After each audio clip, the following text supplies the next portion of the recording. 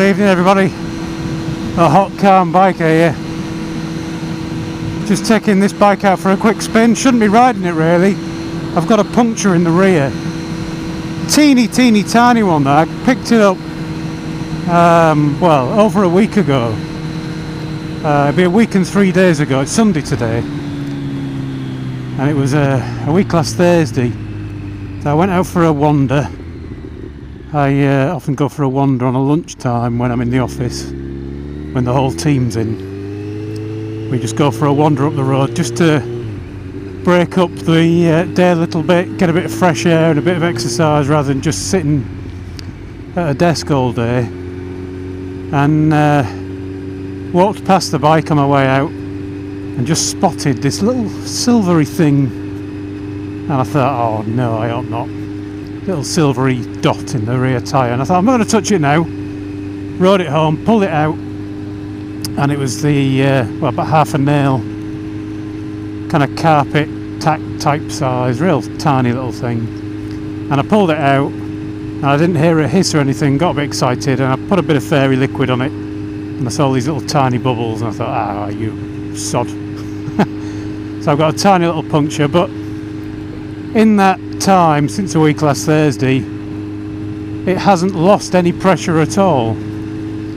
So although I know there is a puncture there, I'm not going to be too worried about taking it for a little spin. So I want to take it for a little spin, so I've just serviced it. It is maintenance day today, and this is the first time I've serviced this bike. It's done about 9,600 miles. It's a year since its last service, actually a year and a week.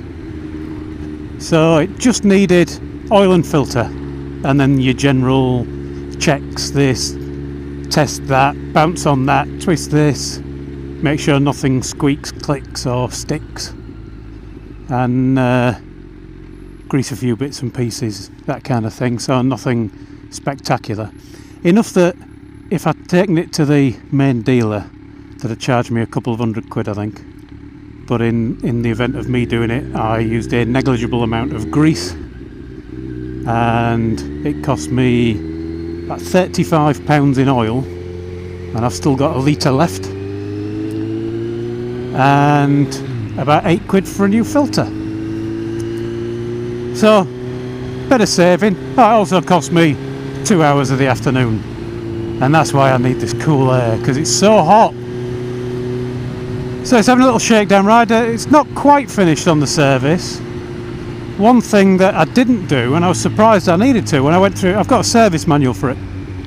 I always like to have either the official service manual or at least a Haynes. But I've got the proper Kawasaki service manual for this one. They're worth getting. They're only about £60 or something. And I suppose really I should have checked it beforehand to see if there was anything I was missing. And the one thing I was missing was, every year you're supposed to re-oil or re-lubricate the clutch cable, that is. Now I've got the tool for doing that. I've never done it before, but I haven't actually got any specialist fluid. I know you can kind of use 3-in-1 if you want, or some people use WD-40, but it does specify a particular oil and rust inhibitor, so I think I'm going to buy myself some of that and then give this clutch cable a lubricating, because as I say, I've never done it before, so it's something new to learn how to do. But I was surprised it needed it, because I read a lot about these things, and everything I've read so far about most modern bikes, especially modern bikes of this kind of price range, have these Teflon coated clutch cables. Oh, hydraulic clutch, but it's not hydraulic clutch, it's cable operated. But most of the ones I read about are Teflon coated, and they say they never need oiling. So I'm quite surprised to find it did. Anyway, this kind of brings me to my point of my video. So I have a question to ask, and I don't know if any of my subscribers are proper mechanics or proper servicey people, the people who work for people like Kawasaki and Honda and Suzuki and all those people. And And I kind of want to ask you that these service items, when you look at the whole service thing, there's a lot in there. And I found it hard to believe that I can take my bike in for an hour and have all of the things I've just done, plus the bits I haven't done in an hour. And I think I've said probably several times before about how I once went to the Honda dealership. I got this way, there's a nice fun bend. Once went to the Honda dealership and I was looking at buying a Fireblade at the time. I quite fancied a sports bike. And I was asking him about the service interval on it, and he was saying that it was quite low. I can't remember what it was, but it was quite low.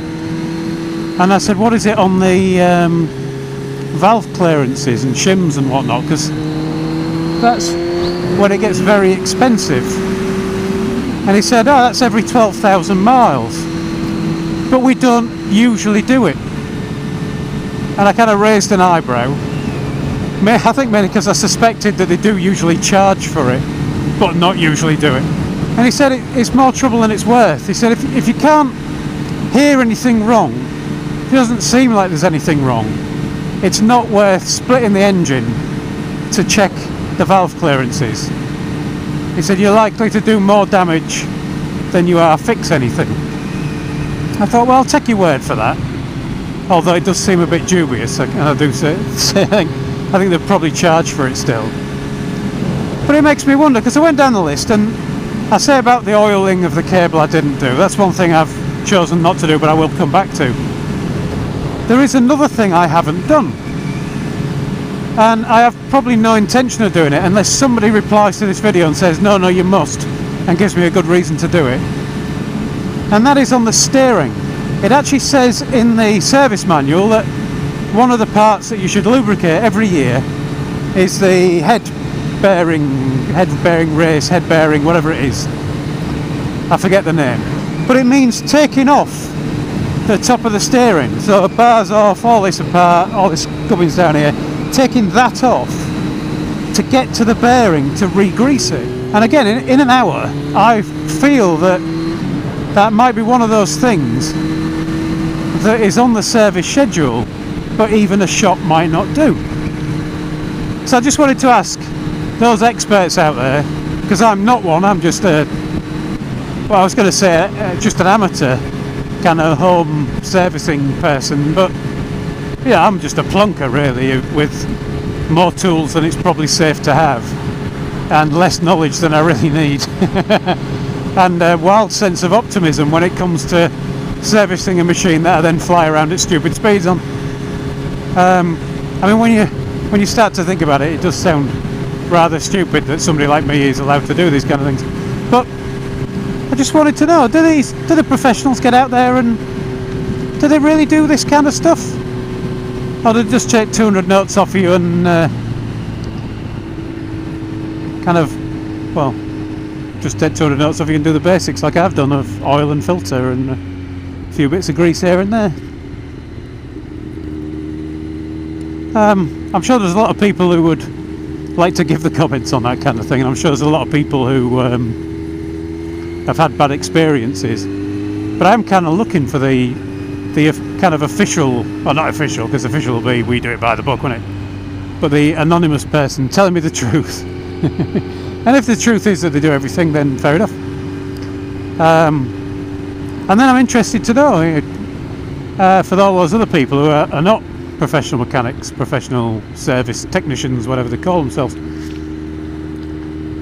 you do your own servicing? Would you do your own servicing after just a couple of years? Let me know in their comments. Anyway, I'm going to go home now, put this back in the garage. I'm waiting for a couple of bits to come for my puncture repair, so I can get the puncture repaired properly. Might do a video on that if I can be bothered. So thanks for watching everyone, ride safe, and I'll talk to you all again soon.